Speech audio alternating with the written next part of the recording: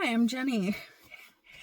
Welcome to Ripples of Faith. I was rubbing my eye and I guess the way I moved my hand, it made my phone think that I wanted to turn the recording on. So anyway, we're going to continue. We are in Exodus. We're in chapter 16. I'm reading out of the New King James Version.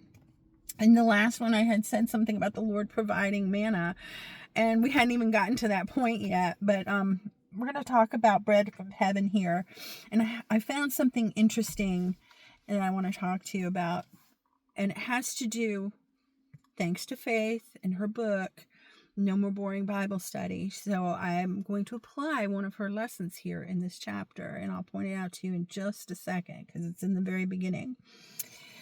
So go ahead and read with me or put me on in the background and listen. And we're going to get started in chapter 16.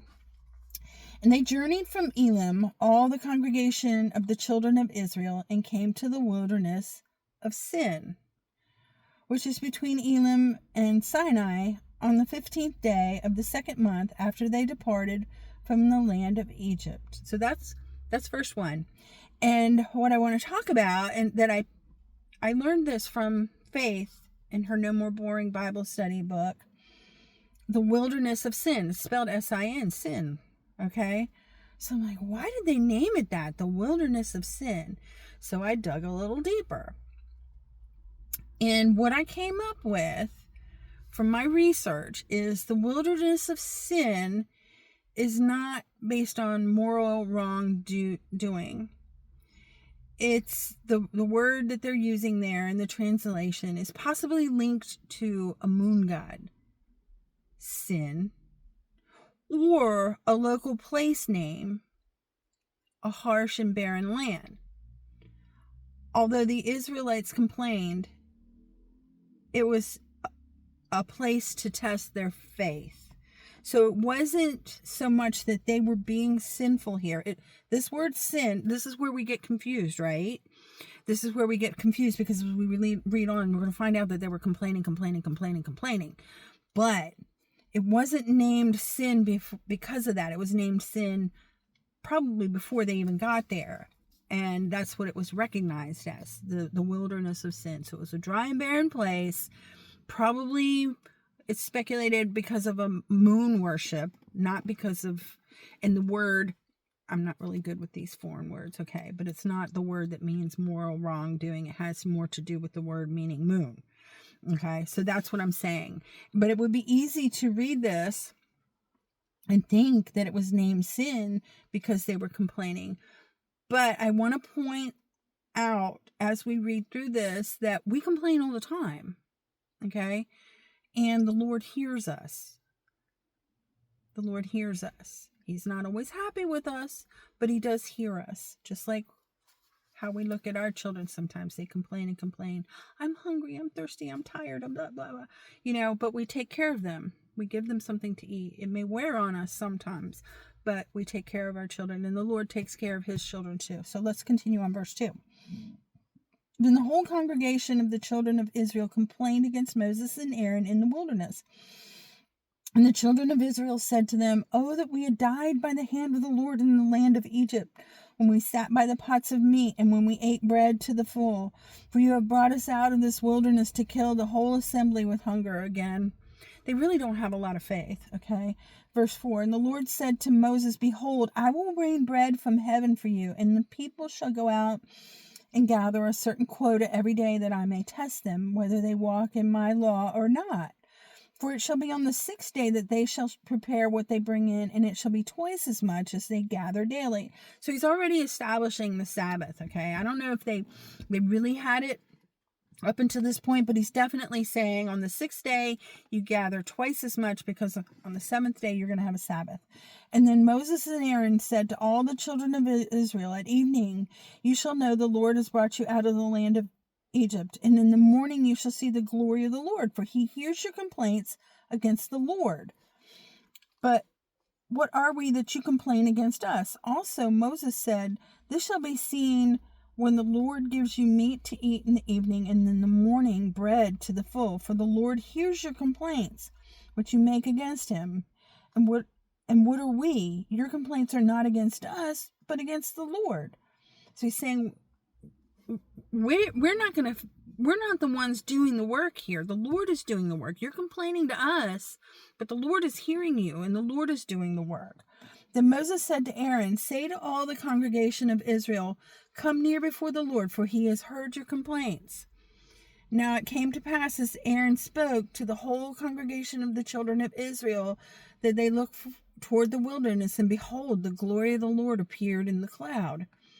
And the Lord spoke to Moses, saying, I have heard the complaints of the children of Israel. See, he hears. They're not, my cat is out wandering around. They're complaining because they're scared and they don't know what to expect, and he hears. And it might sound like whining, but the Lord understands that it's their lack of faith and that he needs to help them with their faith.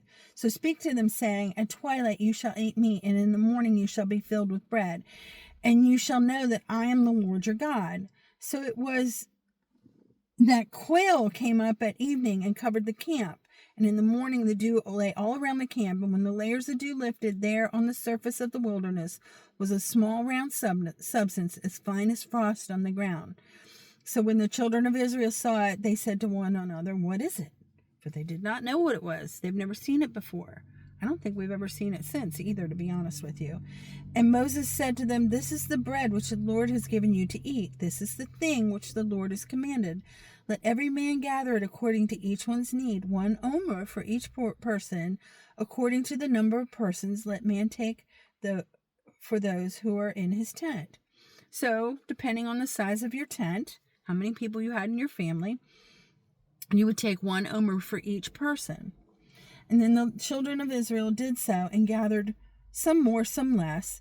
So when they measured it by omers, he who gathered much had nothing left over, and he who gathered little had no lack.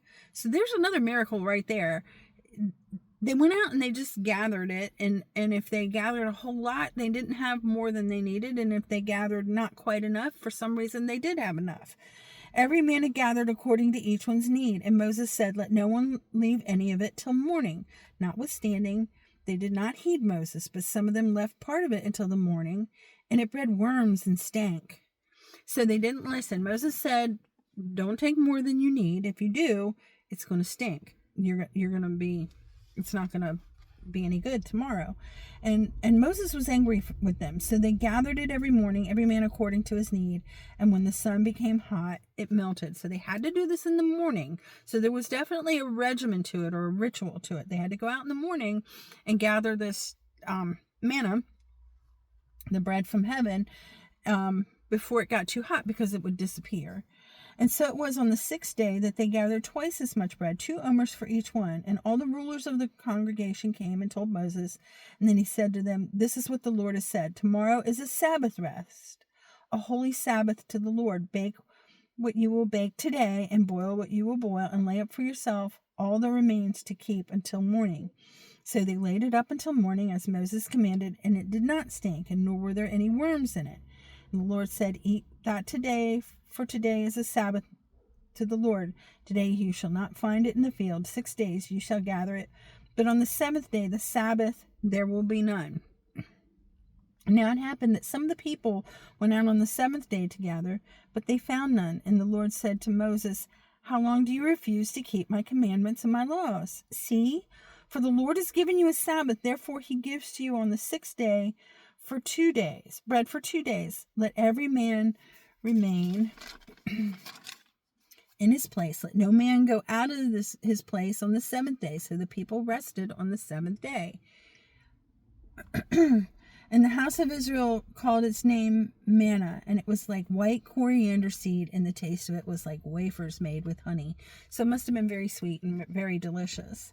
And Moses said, this is the thing which the Lord has commanded. Fill an omer with it to keep for your generations, that they may see the bread with which I fed you in the wilderness, when I brought you out of the land of Egypt. And Moses said to Aaron, take a pot and put an omer of manna in it, and lay it up before the Lord to be kept for your generations. As the Lord commanded Moses, so Aaron laid it up before the testimony to be kept. And the children of Israel ate manna 40 years, until they came into an inhabited land, they ate manna until they came to the border of the land of Canaan. Now an omer is 1/10 of an ephah. That still doesn't tell me how much an omer or an ephah is. We could look that up. I just didn't do it for this, so I'm so sorry. But that's so interesting that the Lord has provided just enough, exactly what they needed, no more, no less. And he gave them a day to rest.